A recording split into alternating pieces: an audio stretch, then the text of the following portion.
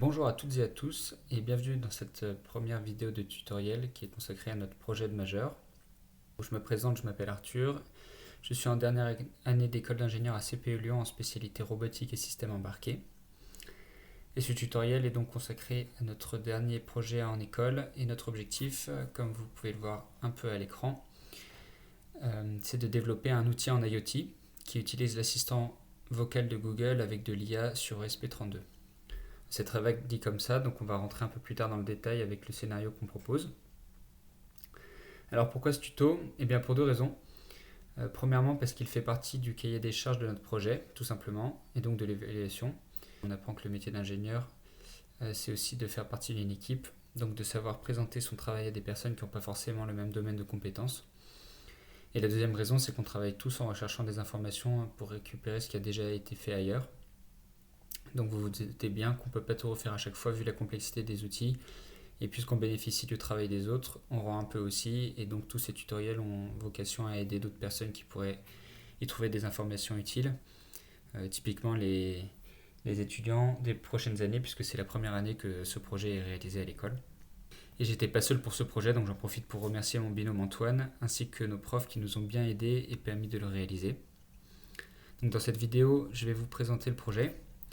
L'idée, c'est qu'on a des outils qui sont imposés, mais on a la liberté de choisir un scénario d'utilisation et ensuite de réaliser le système complet. Donc les outils, d'abord c'est l'assistant Google. Donc on a un téléphone qui est avec un système d'exploitation Android, avec un compte Google qu'on a créé exprès pour réaliser ce projet. Et donc ça va servir de base pour la suite. Ensuite, donc, on utilise un ESP32, donc, qui est une carte électronique qui va nous permettre de mettre du code Arduino dessus, donc C++,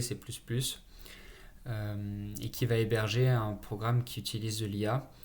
Donc plus précisément, on fait de l'apprentissage automatique, du deep learning supervisé, notamment grâce à Google Colab qui nous permet de réaliser l'apprentissage en utilisant les cartes de Google.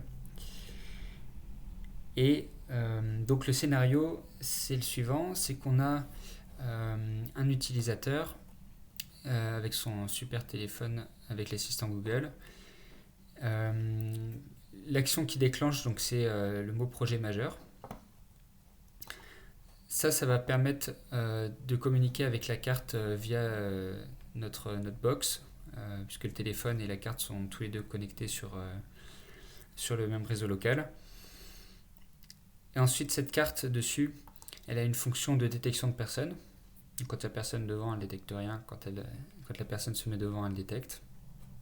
Et si elle détecte, elle va renvoyer un message au téléphone qui va pouvoir afficher qu'il y a une détection qui a été effectuée. Donc c'est un prototype qui nous intéresse purement pour les fonctions qui sont réalisées. Il n'y a pas d'objectif commun, on va dire, comme par exemple, je sais pas moi, une caméra pour ouvrir une porte ou peu importe. Après, les possibilités sont infinies. Ce qui nous intéresse, voilà, c'est vraiment d'utiliser l'assistant Google, de communiquer avec la carte, d'avoir une fonction dessus qui réalise la détection et qui ensuite avertisse le téléphone. Pour ça, on va utiliser un certain nombre de technologies. Donc, comme je vous le disais, on récupère ces technologies qui sont mises à disposition, qui sont finalement assez simples d'utilisation. Le tout, c'est de trouver, de savoir qu'elles existent et de savoir comment les utiliser. Donc au début, on a un chatbot. On utilise l'assistant Google pour créer un trigger, donc déclencher une action de la part du téléphone. On va utiliser un outil qui s'appelle IFTTT, qui finalement sert à convertir, sert un peu de conversion d'une plateforme à l'autre. Hop, donc quand je vais sur mon compte, donc voilà, on a ce qui s'appelle un applet. Et en fait, vous voyez, quand je parlais de conversion, en fait, il passe de l'assistant Google à un compte Adafruit.io. Et donc le trigger, c'est c'est ce mot projet majeur, c'est ça qui va permettre de déclencher le transfert de l'information. Et ensuite de l'autre côté, donc on a le compte Adafruit.io. On a ce qui s'appelle un feed. On va dire que c'est une boîte qui centralise les informations sur ce sujet précisément. Et donc ensuite, si on va sur Adafruit.io,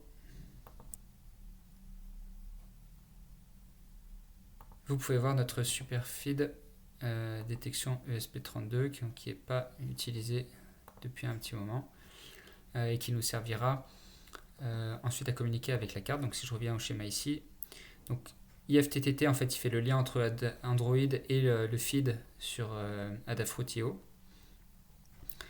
Donc quand on déclenche le trigger avec projet majeur, IFTTT envoie Go sur le feed. Et ensuite, le feed est paramétré pour envoyer à l'ESP32 justement ce message Go. Et ensuite, donc, on a une fonction sur l'ESP32 qui, lorsque cette fonction reçoit le message Go, ça permet de récupérer des images avec sa caméra embarquée, d'effectuer une détection de personnes dessus, jusqu'à ce qu'elle détecte une personne.